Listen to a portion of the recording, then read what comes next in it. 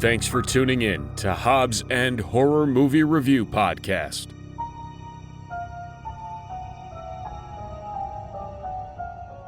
Hey everybody, welcome back to another episode of Hobbs and Horror.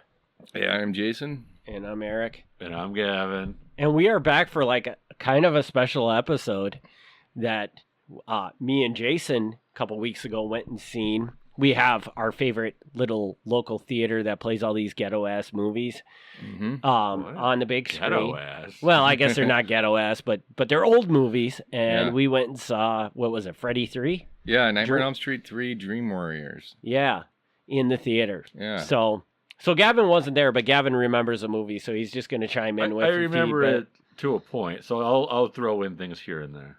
Yeah. So, for anybody that doesn't remember, this is what is it, like Heather Langenkamp becomes so Heather Langenkamp is the main character of the first two movies. She becomes some sort of psychologist or doctor of some sort, and she comes to this psych ward and works with all these people that are being haunted by Freddy.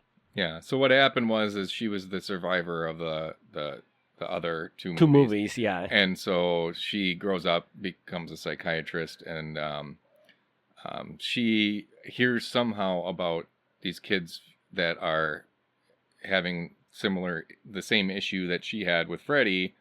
So she goes and, as a psychiatrist, goes to this institution where these kids are being held and tries to kind of help them to battle Freddy. But she's got to be careful about it because nobody else believes in Freddy, obviously. Right. So all the staff and everything, she's got to try to work with them, which was really weird because she immediately enters into a relationship with a guy that looks like Bill Maher. Yeah, and I mean literally literally immediately. Yeah, they see each other and they're dating, it seems like, right? Yeah, there's no But it's not Bill Maher.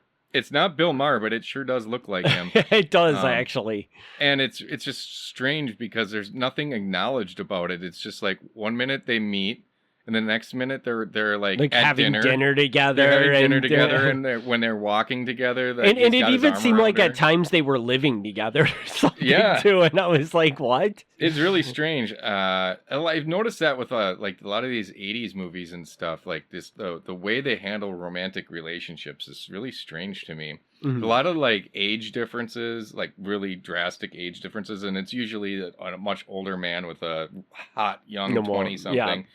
But yeah, like, what did you think of that movie? I know already, but you gotta. I mean, so this is and it's funny because when we went and seen this, me, Jason, a very close friend of ours, and then my wife went and seen this movie, and my wife has never seen a Freddy movie. Apparently, oh yeah, she had only seen like small chunks of it, and I wonder. I'm like, because I think she was big growing up. She was into Jason. Not Jason like the guy standing next to me, but Jason the killer guy. And not Jason the killer guy standing next to you. But so I wonder, I'm like, just so you know, like the way I remember these movies is that like I never really saw a lot of Jason movies, but I saw a lot of Halloween movies, and I'm like, Halloween movies aren't scary, but Freddy is scary. Mm-hmm.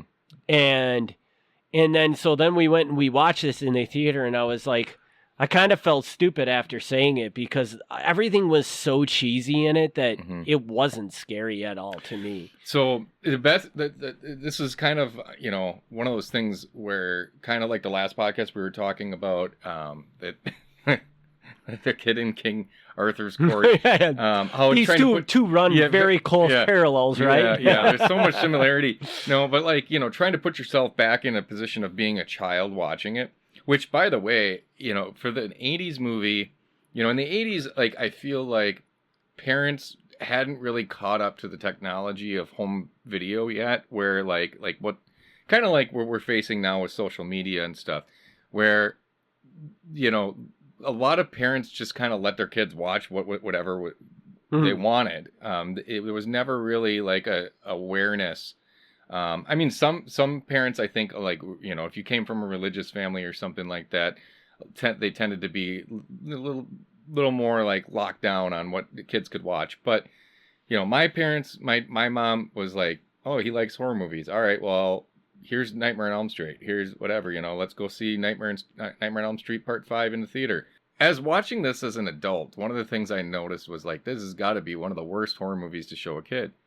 Because this is about a guy who kills and molests kids and with knives on his hands. In that order. Yeah. He kills and molests. Yeah.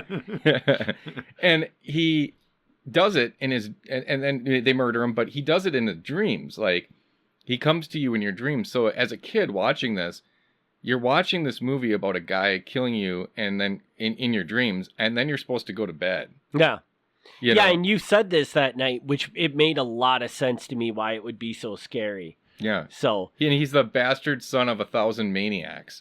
Like, yeah. it's like how he was conceived is there was all these like crazy people in an institution, and there's this nun gets locked in with all these nut jobs.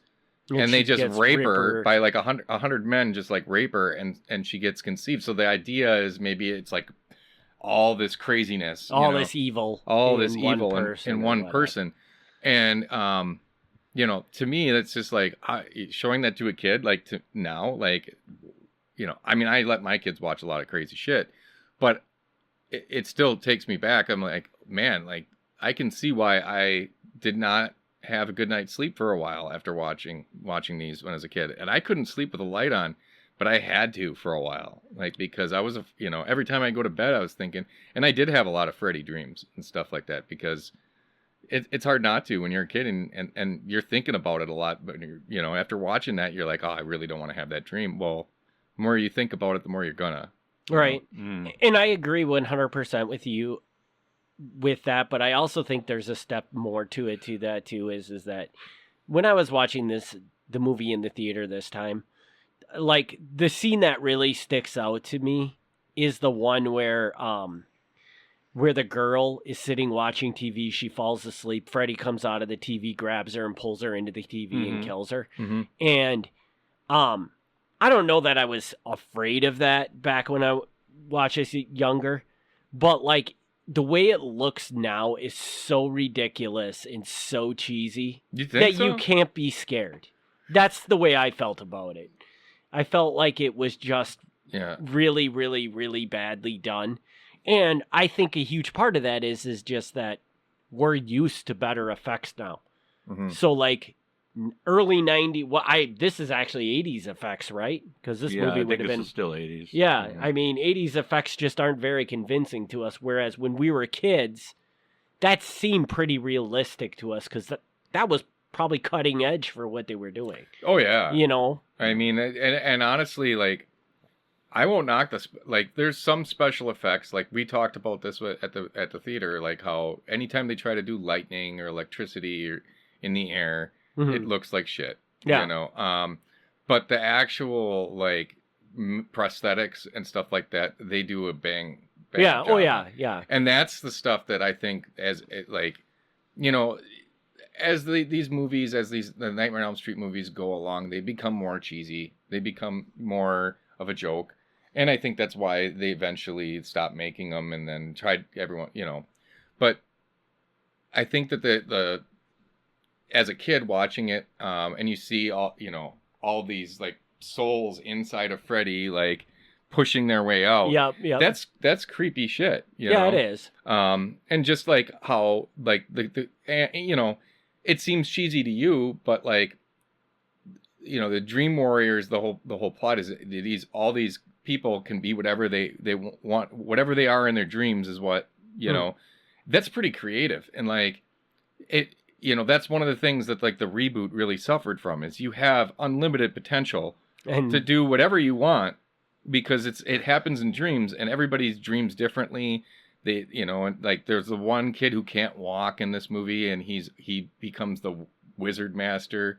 And then there's like the bad bitch that's like, it's got the spike collars and stuff on.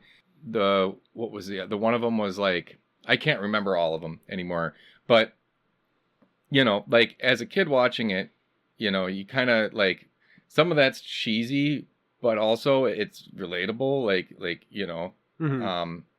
and he gets you in your dreams, and it can get pretty creative how he goes after him. Like, I know there's one in the one after this, there's a scene where this woman's lifting weights, and her arms break off, and she has cockroach arms, and What? like it's like, it's cheesy, but it's still really gross and really effective, and I don't know. Interesting. Yeah. But I thought it was well worth it either way, though. Mm-hmm. Just to have experienced it in a theater. And for anybody, this place, we went to the Time Theater, which is in Oshkosh Town right by us. But, I mean, this is like vintage theater, man. It's like, it looks like a theater you would have gone to in the 80s, probably. Mm-hmm. I don't even know. Does anybody know when the time is from? I don't know how old. It could be 100 years old. I mean, it's been around. Yeah, but I mean, so it's like the perfect place to see it. So either way, it was great to go see it. Yeah. But I will say that, because I probably haven't watched a Freddy movie in, I don't know, 15 years. And it was rather, I was like, they haven't aged well, in my opinion. See, and I really want to push back on that a little bit. And because I know you're referring to like the arms come out of the TV and pull her into the screen and smash her head in the... Yeah. I know that. I don't think that the effects in this movie are all that bad. I think throughout the entire series, there's highs and lows. Like the series as a whole is inconsistent. You go back to the first Nightmare on Elm Street, very first one, the Johnny Depp one, and you've got the special effect where the room goes upside down and the blood is spraying out of the waterbed, and that looks freaking awesome even today. But then in the same movie, you've got the scene where Freddy Krueger's running down an alley. His arms. And his arms are like super long. But I don't know what that's supposed to be, because it's like, it looks so fake of how wobbly these long arms are. And like, they had to know the second they filmed it how stupid that looked. But it's still in there, and it's like one of the all-time classic movies. Yeah. But right off the bat, like in the first movie, there's already some crap effects in there. So it's not part 3 is crappy. Like this, it's highs and lows throughout the whole series. Well, and the way they kill Freddy too kind of annoys me, because like in every movie they got to figure out a different way to kill him.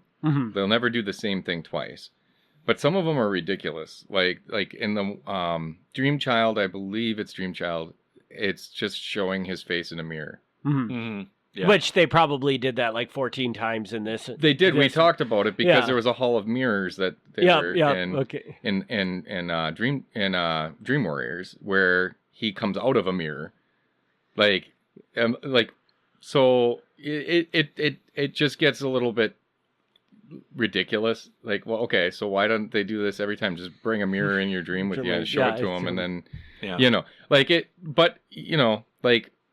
I try to give it, a little bit of grace, because it's like, these are cheesy ass horror movies. Like, who cares? Like, it's supposed to be a fun whatever. Yeah, they're definitely very inconsistent with how you're supposed to solve them. We got to pull him into the real world, or we got to take his gloves and ashes out of the furnace and do whatever. Yeah, they had to bury it in hollowed ground. Yeah, and that was how they killed him this time. Okay, which is weird, because they went to do that, and he comes back as a skeleton as they're trying to do it, and then beats the shit out of the dude trying to do it. And I'm like thinking to myself, well, if he can do that, why doesn't he just go into the real world as a skeleton and start killing people? Yeah.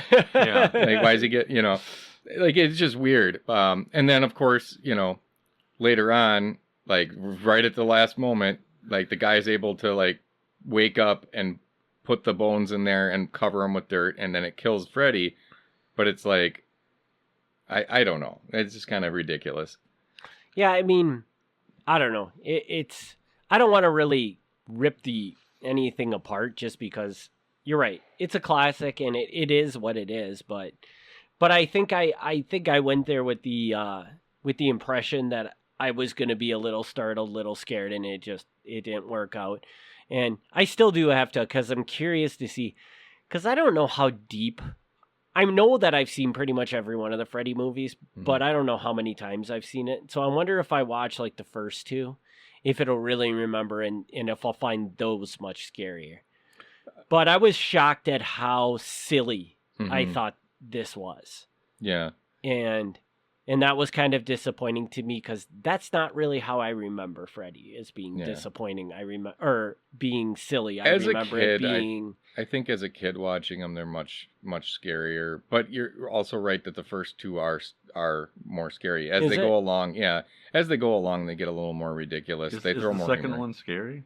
Well, the second one's just really weird. Like you've got the gym teacher that's like into bondage and weird shit. Yeah. And, but I don't know that we can talk about the second one. Yeah, but like maybe someday we'll watch that yeah. one. But it's the gay one. Yeah, it is the gay one. But yeah, I don't know. Like I think it's like if you see it as a kid, it's much scarier. Like these were like the Nightmare on Elm Street movies were really my big foray into horror. Like these were the ones that I latched onto. And, like, I was in 4th grade walking around with a Nightmare on Elm Street shirt at school. I remember. Nightmare on Elm Street folders and shit. Like, I was obsessed with these movies. You know, as time has gone on, I'm like, okay, they're not that great, you know? I still hold a special place in my heart for them because they're really fun movies, and there's so much potential for creativity. Like I said, that's why the reboot really pissed me off. Yeah, and I think it's a big reason why it pissed a lot of people off because it's, you know, you have such. I mean, it's kind of like the Final Destination movies where you can do anything you want. You can make 100 of those fucking movies if you can just keep coming up with creative ways for death to kill you. That's all that matters. That's all you know. People aren't looking for the plot to be expanded, like each movie.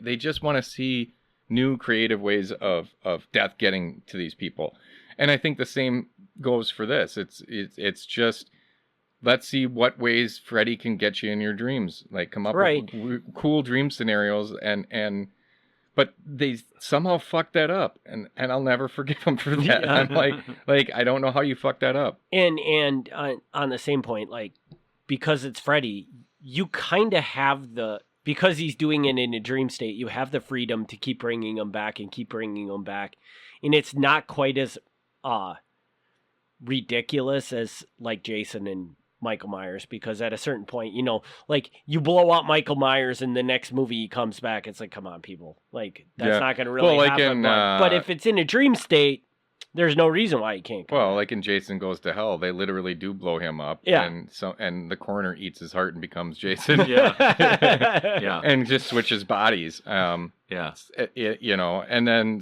when we get to Jason X, it's like, which Jason is this? Is this, you know, but yeah, I know what you're saying. I don't know. Do we want to do ratings on this, or do we just kind of leave it at that? Yeah, I don't think I need to rate this one because it's I don't want to box myself into a rating on these movies. So, Jason, the golden question is: if another Freddy movie comes to the time, would you go see it again? Oh, absolutely. Okay. Yeah, I mean, any of the Nightmare on Elm Street movies, if like to see them on the big screen, I would definitely do it. I mean, I went when I was a kid. My mom took me to Nightmare on Elm Street Part 5, Freddy's Dead. And it was like 3D, so we had 3D glasses. Fucking cool as hell seeing that. Yeah, I would definitely, because it brings back so many great memories of my childhood, of just, you know, time spent with my mom watching these things, and just a different time, you know. And if somebody out there that is listening to this podcast today works for the Time Theater, bring back The Crow on Devil's Night. That should be like de facto. Every Devil's Night, I should be able to go watch The Crow at the Time Theater. I agree with that. That should be an annual tradition. Yes, it should be. Okay. So actually, Gavin, I think you might have some connections, so you make that happen. Barely. I don't even really know who works there anymore. Yeah. Oh, okay. Well, I know one person because I knew the person that served me my drink when I was there. So, but anyways, with that, we'll wrap this up. We'll be back with our regular movie in the next episode. And we want to thank everybody for tuning in. Thanks for tuning in to Hobbs and Horror Movie Review Podcast. Join us in 2 weeks for another exciting movie review.